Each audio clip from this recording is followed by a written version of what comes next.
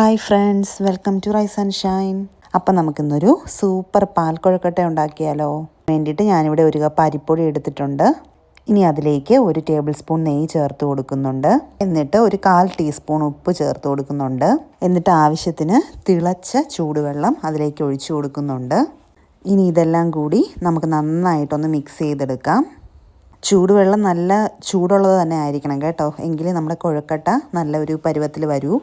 ഇപ്പം നമ്മുടെ മാവ് ഏകദേശം ഇവിടെ റെഡിയായി കഴിഞ്ഞു.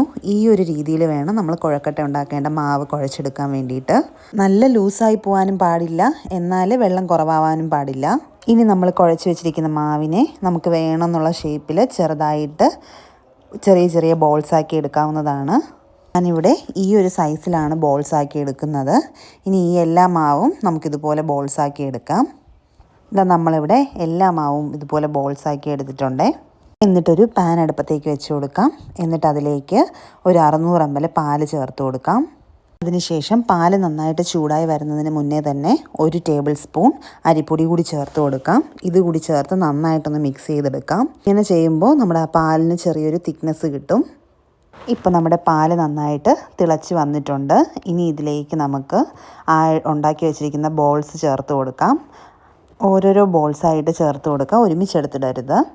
ഇപ്പം നമ്മൾ ഉണ്ടാക്കി വെച്ചിരിക്കുന്ന എല്ലാ ബോൾസും ഇതിലേക്ക് ഇട്ട് കൊടുത്തിട്ടുണ്ട്. ബോൾസ് ഇട്ട് ഉടനെ തന്നെ നമ്മൾ ഇളക്കാൻ പാടില്ല, കുറച്ച് സമയം കഴിഞ്ഞിട്ട് ഇളക്കി കൊടുക്കാം. ഇല്ലെങ്കിൽ ആ ബോൾസൊക്കെ പൊടിഞ്ഞു പോവും, ഇല്ലെങ്കിൽ അതിൻ്റെ ഷേപ്പ് മാറും. ഇപ്പോൾ ഏകദേശം ബോൾസിൻ്റെ ഒരു സൈഡൊന്ന് ചെറുതായിട്ട് വെന്ത് തുടങ്ങിയിട്ടുണ്ട്. ഇനി ഇതിലേക്ക് നമുക്കൊരു 1/2 കപ്പ്, ഞാനിവിടെ നിറച്ചും എടുത്തിട്ടില്ല, 1/2 കപ്പ് പഞ്ചസാര ചേർത്ത് കൊടുക്കാം.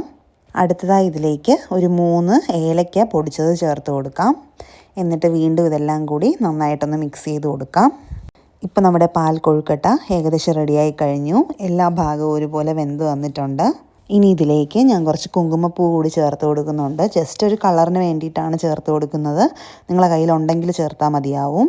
അപ്പം നമ്മുടെ പാൽ കൊഴുക്കട്ട ഇവിടെ റെഡിയായി കഴിഞ്ഞു. ഇതാണ് നമ്മുടെ പാൽ കൊഴുക്കട്ടയുടെ ഫൈനൽ ലുക്ക്. നിങ്ങൾക്ക് എല്ലാവർക്കും ഇഷ്ടപ്പെടും. ഇതിൻ്റെ ഫുൾ വീഡിയോ ഞാൻ എൻ്റെ ചാനലിൽ അപ്ലോഡ് ചെയ്തിട്ടുണ്ട്. എല്ലാവരും കാണണം, കണ്ടിട്ട് സപ്പോർട്ട് ചെയ്യാൻ മറക്കല്ലേ. കൂടാതെ എൻ്റെ ഈ ചാനൽ സബ്സ്ക്രൈബും ചെയ്യണം. അടുത്തതുപോലൊരു വീഡിയോയുമായി എത്തുന്നത് വരെ ബൈ ബൈ.